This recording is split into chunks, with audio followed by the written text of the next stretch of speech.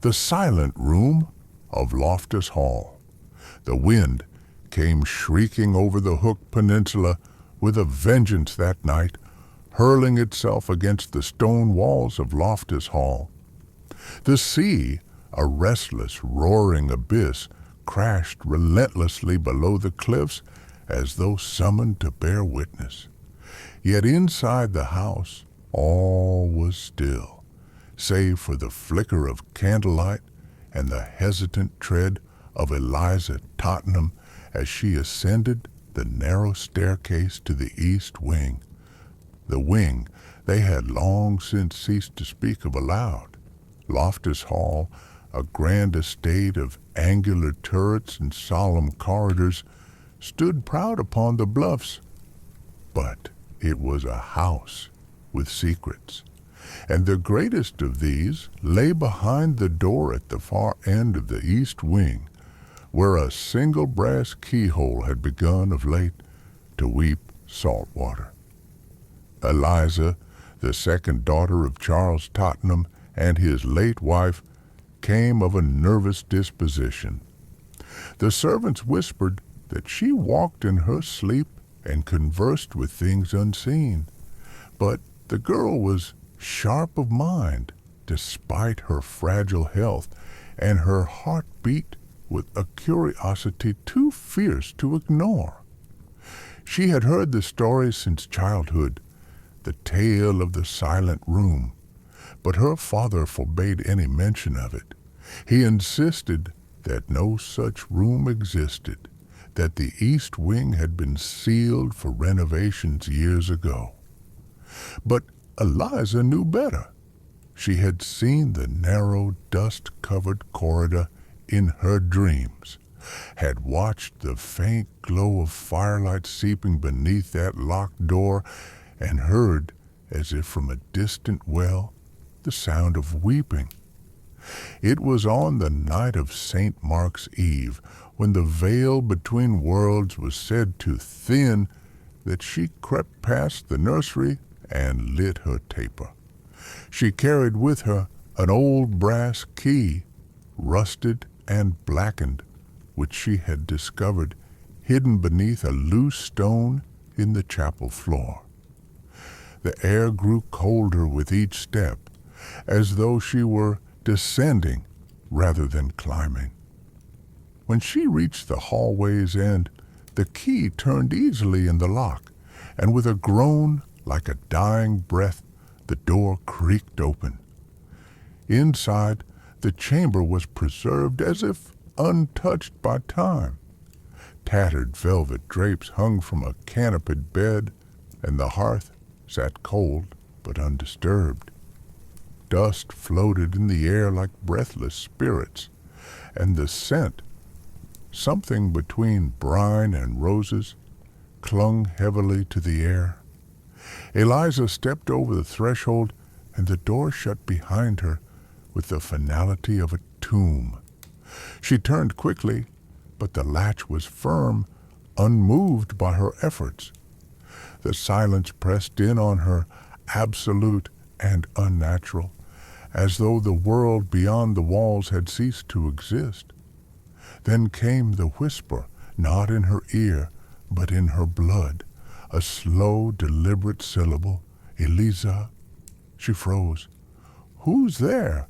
she whispered, though her voice sounded thick and muffled like speaking underwater.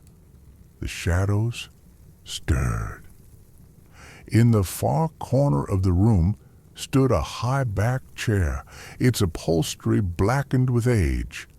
As she stared, it seemed to shift, subtly at first, then all at once, as though someone or something sat there, unfolding.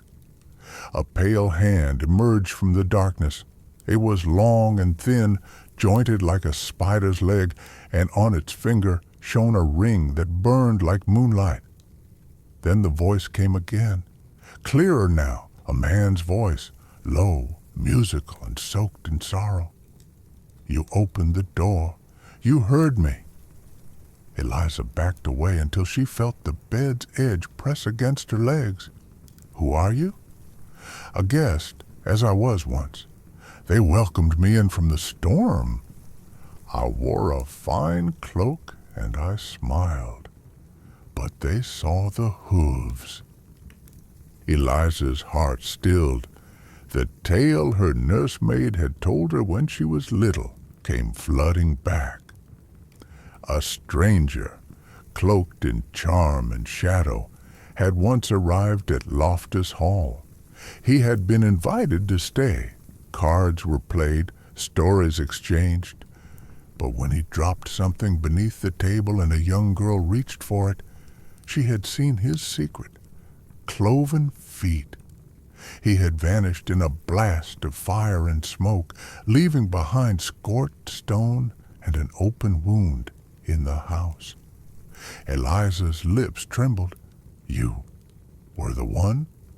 "No," the voice said, and the shadow stepped forward. A man now, or the shape of one, dressed in black, with skin as pale as chalk and eyes like hollow moons. "I was the one who came after, the one they locked away, for I too saw what should not be seen." "They imprisoned you here?" she asked. He smiled without warmth. "Not they. He, the master of this house. When I tried to warn them, he called me mad, so I was sealed in the silent room, and the house forgot me." Eliza's hand covered her mouth.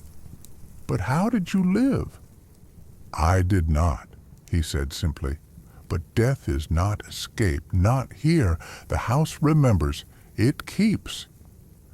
And as he stepped closer, the room changed. The walls pulsed like lungs, the windows darkened with crawling ivy, and the fireplace roared to life without flame, burning with shadows instead of fire. Eliza turned to flee, but the door had vanished. The bed dissolved into fog. The floor grew soft and spongy beneath her feet. She cried out, but no sound came. The man in black reached for her, not with menace, but with pity. "You are like me," he said. "You hear what others ignore. That is why the house calls to you." "I want to go back," she whispered, feeling her voice return like a fading echo. "Please." "You may leave," he said, "but the silent room will not forget you, nor will the thing that stirs beneath the floorboards." She blinked, and he was gone. The room was still again. With a sudden gasp, Eliza found herself lying on the nursery floor, cold candle wax on her fingers and dust in her mouth.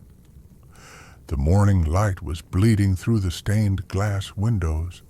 Somewhere downstairs, a clock chimed 7.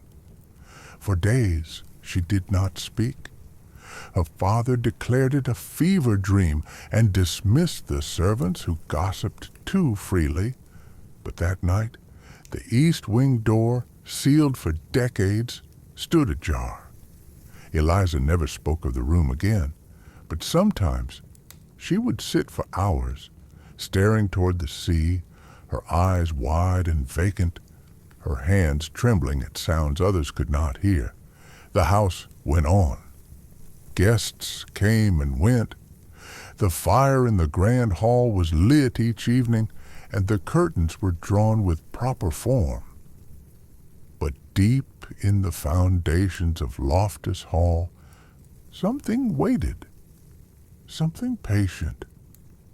And when the wind howled just right across the cliffs, the villagers said you could hear it, the crying from the silent room.